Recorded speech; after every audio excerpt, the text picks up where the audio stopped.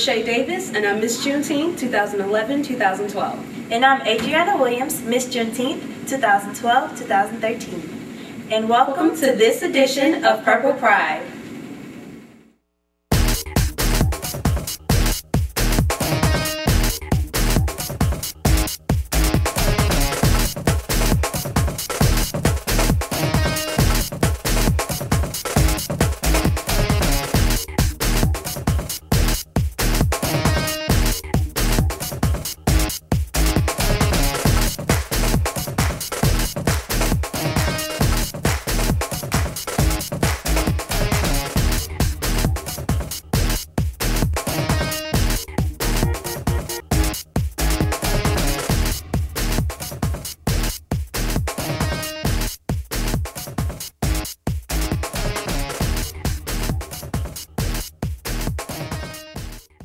Welcome to this edition of Purple Pride. I'm your host, Joy McElroy. Today is the 2012-2013 Miss Juneteenth, Adriana Williams. Today we will be talking about the Juneteenth pageant and how it relates to African American history. But earlier this week, we talked to previous winner, Sade Davis, and she gave us a little insight on the pageant. I'm Sade Davis, and I'm Miss Juneteenth 2011-2012. And what inspired me to be a part of the Miss Juneteenth pageant was actually in 2008. I saw a lovely panel of 10 ladies participate in that pageant, and I was like, wow, like they're so inspiring, they're so beautiful, and they're so comfortable in their skin. So I was like, hey, if they can do it, I know I can work it out. So I went ahead and decided to apply my senior year, and it was amazing to get that call back, and they told me that they wanted me to be a part of the pageant. The process was a really, really good experience. They did not emphasize the competition aspect. It was more of a sisterly bond and us just cultivating ourselves as young black women here at the university. And the process was grueling. There was a lot of tears, a lot of fighting, but at the end of the day, we really pulled it all together. And the day of the pageant, it all came together.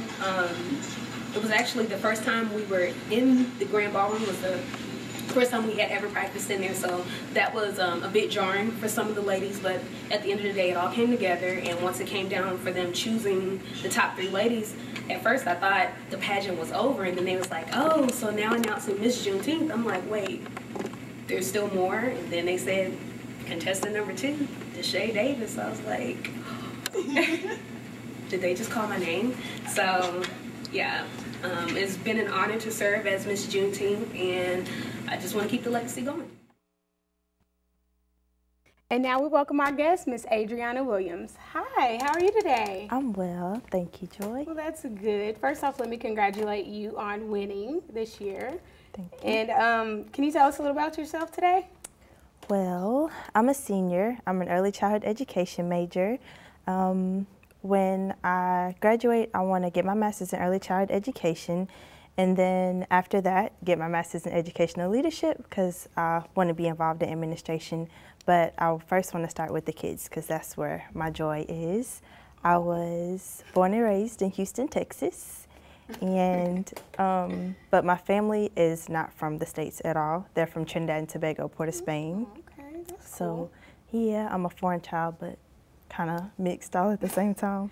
So what grade do you want to teach? Third grade math. Why 3rd grade? Because that's a good age. They're not too sassy, but they can go to the restroom on their own, so I can still talk to them, give them advice on things, and they'll listen to me. So not too much attitude. I think it's a good age. Oh, okay. Well, that's good. So the pageant, you know, you won. What was your experience like with the pageant? It was a combination of excitement, challenges, and frustration at times, but the end result was rewarding. Well, yeah, of course. So with the pageant, did you get, like, you know, any scholarships afterwards, or? Yes, the reward was $1,000, but throughout the competition, I didn't think about that. I forgot all about that up until I was actually rewarded my money. So going through the process and actually spending time with the girls and practicing the different segments and bonding with the girls, you forget about what the end result is until the day of. So it was a good experience. Yes. So you would recommend it to anyone? Of course. So how was the bonding? You said, you bonded with the girls. How was that? It was good. We all have different personalities, so it took a little while to really break the ice. Mm-hmm. But after we got into the groove of everything, we got close pretty fast. How many girls were there? 5 in all. Well, we started off with 7, but 2 had to drop for personal reasons. So we ended up with 5. Oh, okay. So how does the pageant relate to, African American history? Well, Juneteenth is a celebration of the abolition of slavery. They do so many things to celebrate that freedom, from parades to different ceremonies, and the pageant is just another way of doing that. Okay, so what were the segments of the pageant? There was our introduction. Mm-hmm. We had a little brief dance before we introduced ourselves. The oratorical phase, which is the speech, which had to be a max of 1 minute and 30 seconds. That was the most nerve-wracking for me. Talent, and what else? We had talent and formal wear, and also the interview portion after the formal wear. So what was the interview question? My interview question, I can't remember my exact interview question, but all the questions were random. We weren't prepared for them. Well, we had like a short drill, but we didn't really know exactly what we were going to be asked. Mm-hmm. So it was nerve-wracking. So y'all had to learn like a whole dance. Yes, only about 5 minutes long, if that much. Only 5? That's it wasn't that long. So was it hard? I mean, was it real stressful while you were doing it, or did you kind of just breeze through it like, oh, I'm doing it for the right reasons? So. I had my moments. I was taking 19 hours at the time, in addition to being involved in the 2 organizations that I'm involved in, Women of Virtue and JSA. Mm-hmm. And balancing all that was a challenge. So I had my days of tears and I had my days of laughs, but okay. Good. So what's JSA? You just you said you were involved. Juneteenth Student Association. Well, it was kind of like being involved at the same time, participating in the pageant, because they wanted us to help with other things as well as being actual contestants. So you don't have to be in the JSA to be in the pageant? No, you don't have to. Oh, okay. Okay. So why did you decide that you wanted to participate in the pageant? I thought it would be a good opportunity. I've never done anything like this. I never saw myself as a pageant girl. Just the oratorical phase, actually giving a speech in public, that's not my strength. Mm-hmm. So I just thought that taking on that challenge would be good. Okay. Well, so you said that it's not your, the oratorical, that's not you. So how do you expect to talk in front of these kids? Well, I mean, that was a learning experience. Talking in front of kids and talking in front of thousands of adults are 2 different things. I'm comfortable around, hundreds. But I'm comfortable around kids. Mm-hmm. I relate to them. We have fun together. It's just different talking to kids versus talking to adults. So you said hundreds. Where was it at? The pageant was in the Grand Ballroom, so a couple, maybe 300 for the most, maybe not that much, but a few hundred people were there. So what was your favorite part of the pageant? My favorite part was evening wear, because that was the most relaxed part, and my dad helped me pick out my dress.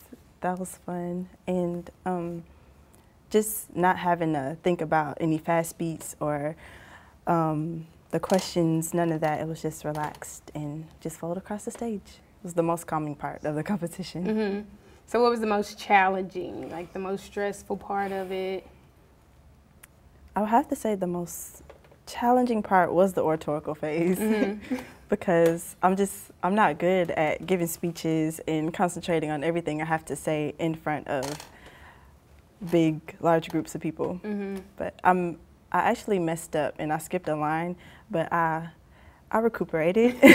You recovered well. Well, that's yeah, good. it was fun. So what was your talent when you did, the talent portion of it? What was your talent? For my talent, I painted the image of Christ. I started upside down. I painted it upside down, and at the end of the song, I did it to He Wants It All by Forever Jones.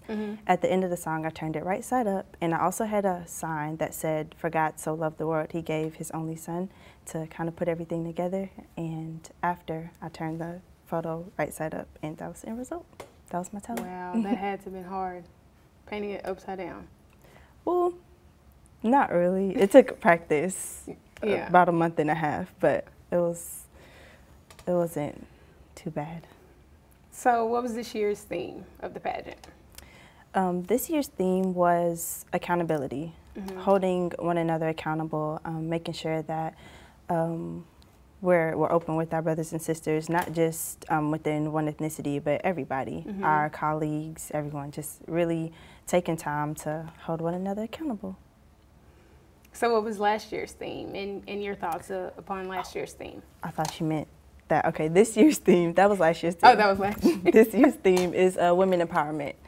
Okay. So we can focus on just celebrate the rights that we have as women. Yeah.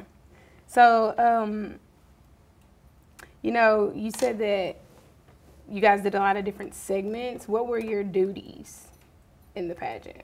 Like, did you have like anything that you guys had to do behind the scenes? Like, did y'all have to go do community service, things like that? Yes, we did. We actually, one of the requirements as a contestant is to participate in the MLK Day of Service. So we did that, as well as we did different things on the yard, like sell T-shirts, fundraisings, and things like that. But the MLK Day of Service was the only community service that we're required to do. And how was that? It was fun. This year we got to repaint some of the picnic tables in Pecan Park. So yeah, that was fun. So what did you have to do after you won? After we won, there was a parade a Juneteenth parade hosted here in Nacogdoches. They just wanted us to appear and perform our talent and tell the community a little bit about ourselves. And you get to meet everyone like of the Nacogdoches area and not just on the campus. And that was a fun experience as well, because they're so excited to know you and want to know what you're all about. Like, oh, she has on a crown. But it was fun. How was it for, you know, like, did little girls, oh, you know, I want to be Miss Juneteenth, and how did that make you feel about, you know, other girls telling you that they want to be just like you? And it made me feel good, because it's all about the kids. So if I can be a role model for them and be someone they can look up to, it means a lot.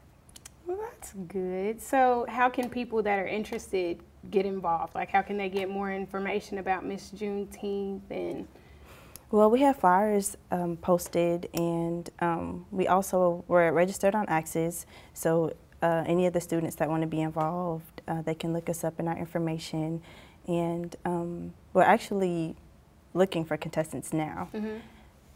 So, yeah. Okay, well, wow, okay, well, that's soon. It seems like it's so early. Preparation takes a long time. Really? Yeah, it's an interview process, and we also have to carefully choose the contestants and make sure that this is what they really want.